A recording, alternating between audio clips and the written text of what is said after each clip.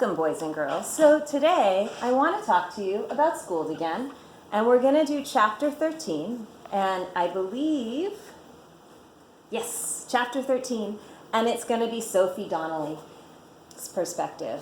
And we're just so lucky when we get to hear from her.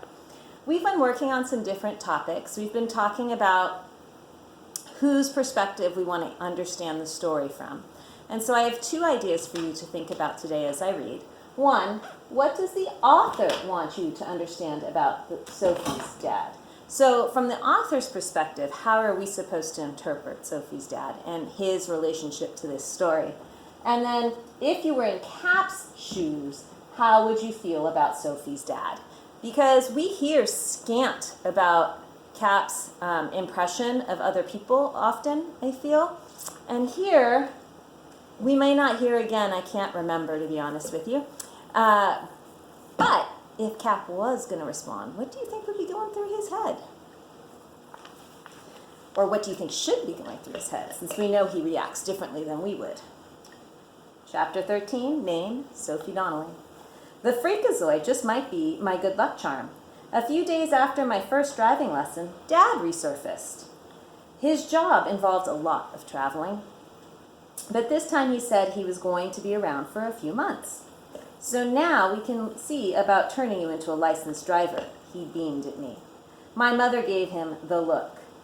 Sophie was really disappointed when you didn't show up last week. Mother, I said warningly. I didn't need a trained social worker nagging interference for me. Dad chose not to pick up on the vibe. Well, I'm here now, he said cheerfully. Let's go. And we did. I have to say, I wish he was as patient as Cap. But now that our house guest was on the cops' A list for grand theft school bus, it would probably be too risky to go out driving with him anymore. Cap was doing his Tai Chi under the weeping willow when I maneuvered Dad's Saab into the driveway. God bless America, Dad was astonished. That's the stray your mother brought home. The very same, I sighed. Does he have to do that right out in the open in broad daylight? He used to stick closer to the house, I admitted. I persuaded him not to. 3 buckets of water did the trick. One thing about Cap, it did take a brick building to fall on him. Dad laughed. You're a saint to put up with it, Soph. This is cruel and unusual. We agreed on that, especially the part about me being a saint. That was another advantage of having Dad around. Mom was so nice, so kind, so understanding that she made the rest of us seem like insensitive jerks. But Dad took one look at Cap Anderson and instantly understood my side of the story. Moments like this really made me miss him when he was away, which was most of the time. Dad waved to our house guest as he walked me to the door. Nice moves, kid. I used to do a little kendo in my younger days. He could make conversation with a brick wall, part of his salesman DNA. Cap looked disapproving. That's with swords, isn't it? Rain would never teach me anything that uses weapons. Dad nodded in agreement. We trained with padded sticks so no one got hurt, purely ceremonial. It was all about pressure points and energy flow. I'll show you one of these days. To me, he said, gotta run. But first, he reached into his pocket and pulled out a small jewelry box. Belated birthday present. Yeah, 7 months belated. I took it from him thrilled.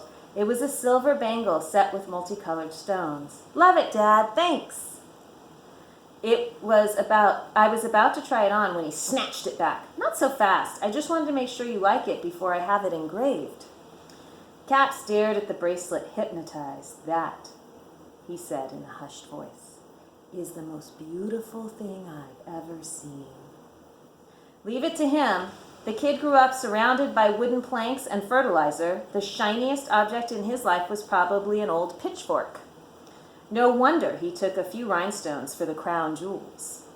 Dad tried to make it into a joke. I guess you don't get out much. I didn't get out at all until I came here. We never left Garland except to lay in supplies. Dad looked profoundly interested. I forgot, you're from Garland. Sophie's mom grew up there. What's it like these days? There followed a description of the year's turnip crop that would have put a Tasmanian devil to sleep. Dad was classy. He looked totally fascinated by the whole thing. But every now and then, he would shoot me a smirk that had me thinking sad thoughts, just to keep from cracking up. Oh, it was great to have Dad back again. All right, I would love to know, what does the author want you to understand about Sophie's dad? And if you were in Kat's shoes, how would you feel about Sophie's dad? All right, I'll look forward to your answers. Take care. Bye.